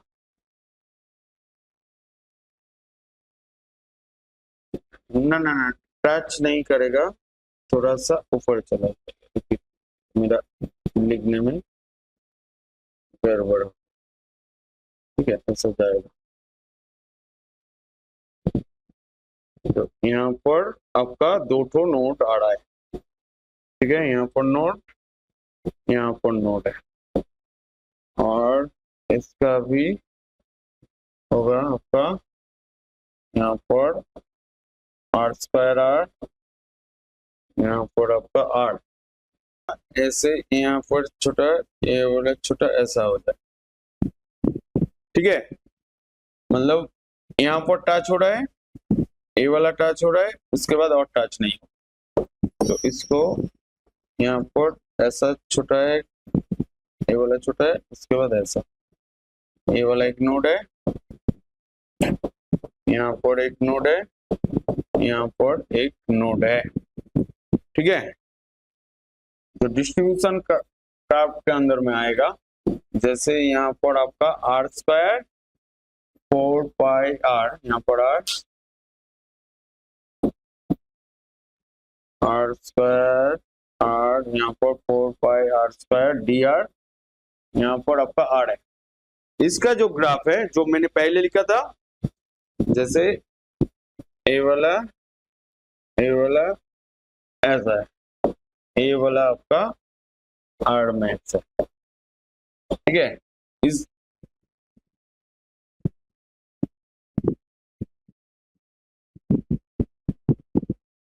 ए वाला यहां से जा रहा है, ठीक है, मतलब नेगेटिव साइड से आ रहा है, तो इसलिए ए वाला नहीं दिखाया। आया समझ में? 1p होने के लिए n इक्वल्स टू 1 है, l का वैल्यू क्या होगा यहाँ पर 0, l का वैल्यू 0 होने से आपका s ऑर्बिटल होता है।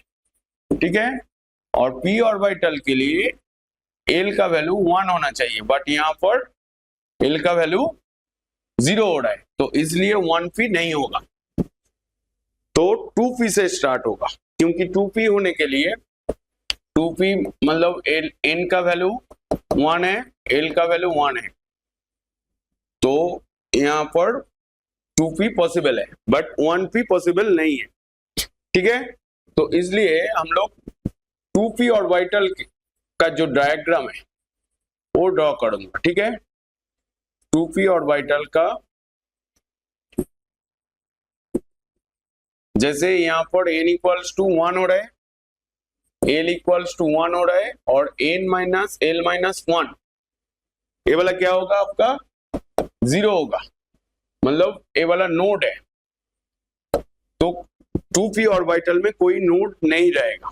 तो मतलब जैसे ये वाला डायग्राम लास्ट डे में ड्रॉ हो रहा था, जैसे आर आर है, यहाँ पर आर है, तो इसका कोई नोड नहीं है, और p ऑर्बिटल कहां से स्टार्ट होगा, जैसे s ऑर्बिटल आपका देखिए यहाँ पर मैंने बोला था, आप लास्ट नोट को देखिए अच्छे से।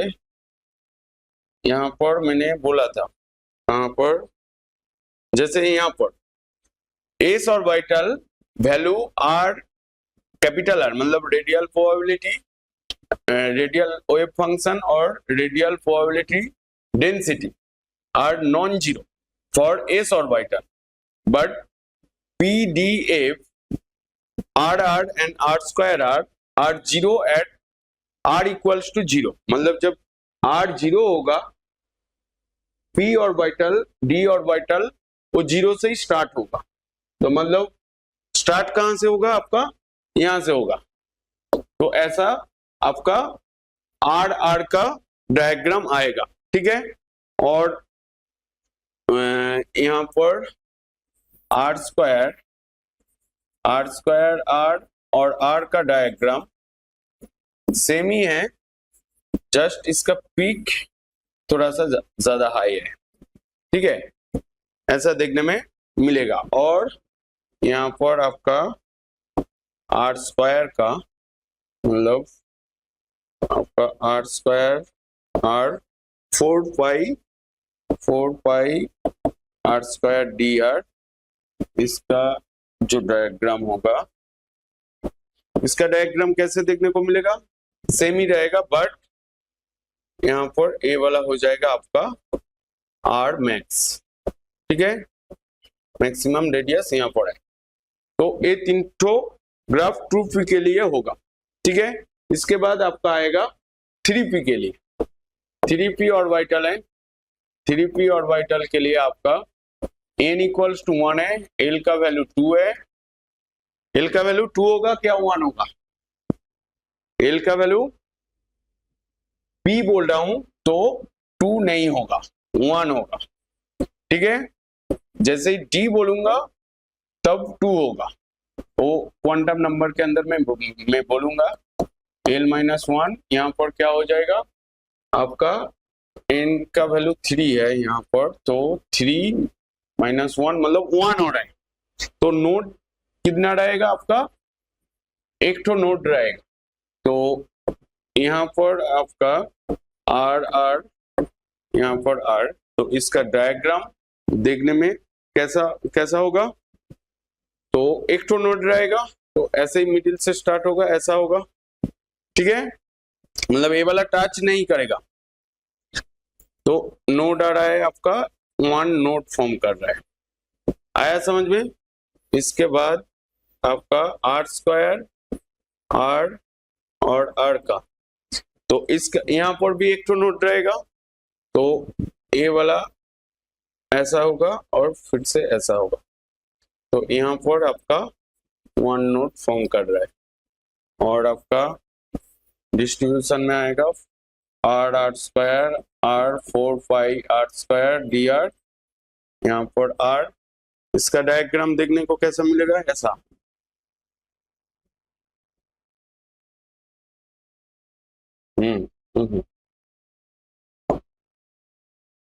ये वाला आपका आर मैक्स है, ठीक है। यहाँ पर पहले बड़ा होगा उसके बाद छोटा होगा, ठीक है। तो ए वाला हो गया आपका 3p का। 3d का कैसा होगा, 3d ऑर्बिटल का, जैसे यहाँ पर n इक्वल्स टू 3, l का वैल्यू 2 और n माइनस l 1 का वैल्यू क्या होगा, 3 - 2 मतलब 0, मतलब 0 होगा क्या 1 होगा, 3d के लिए 0, तो कोई भी नोड नहीं रहेगा, ठीक है। तो इसके लिए जैसे यहाँ पर आपका आर आर, यहाँ पर आपका आर, तो इसका डायग्राम सेम चीज होगा, यहाँ से स्टार्ट होगा और आर स्क्वायर आर, यहाँ पर आर, तो इसका भी सेम होगा। तो देखिए किसके साथ टोटल डायग्राम को देखिए, कौन सा डायग्राम याद रखने से वो सिमिलरिटी आ रहा है, ठीक है, r square are 4 5 r square D r, यहाँ पर आपका आर है, तो यहाँ पर भी सेम, तो पी ए वाला होगा यहाँ पर आर मैक्स। 3D का हो गया, 4D का कैसा होगा? तो ओरिजिन से स्टार्ट होगा, तो आप करिए, n इक्वल्स टू 4 है, l का वैल्यू 2 हो जाएगा, n माइनस एल माइनस 1 क्या होगा? 4 माइनस 2 माइनस मतलब 1, मतलब एक तो नोड रहेगा, तो यहाँ पर आपका r, यहाँ पर आपका r, तो एक तो नोड है, तो यहां से स्टार्ट होगा और ऐसा हो जाएगा, ए वाला हो गया आपका 1 नोड। तो ए वाला डायग्राम याद रखना होगा क्या? मतलब मैं जो कहना चाहता हूं, ये जो डायग्राम एग्जाम में आता है, आपको बेसिकली क्या देखना है? ए ऑर्बिटल क्या है और नोड कितना है, और जैसे ही एस ऑर्बिटल जब रहेगा वो ओरिजिन से स्टार्ट नहीं होगा, पी डी एफ वो ओरिजिन से स्टार्ट होगा, मतलब 0 से स्टार्ट होगा, क्योंकि आर इक्वल्स टू 0 होने से एस ऑर्बिटल नॉन जीरो होता है, but P D F orbital 0 होता है। तो इस हिसाब से हम लोग कोई भी ऑर्बिटल का डायग्राम हम लोग ड्रॉ कर पाऊंगा, इसका भी ऐसा ही होगा, गलत लिख दिया क्योंकि इसका वैल्यू नेगेटिव नहीं हो सकता है ना। आर स्क्वायर का स्क्वायर टर्म्स है, तो मतलब रेडियल प्रोबेबिलिटी जो है, मतलब आर स्क्वायर आर, वो नेगेटिव में नहीं जाएगा। देखिए कोई भी डायग्राम में वो नेगेटिव में नहीं गया, तो 4 मतलब यहाँ 4 आपका r square are 4 5 r square D r, यहाँ पर फर्स्ट छोटा होगा, यहाँ पर ये वाला टच नहीं होगा, तो इसको थोड़ा सा इसे मेरा चलो, ठीक है, ये वाला होगा, ये वाला है आपका आर मैक्स।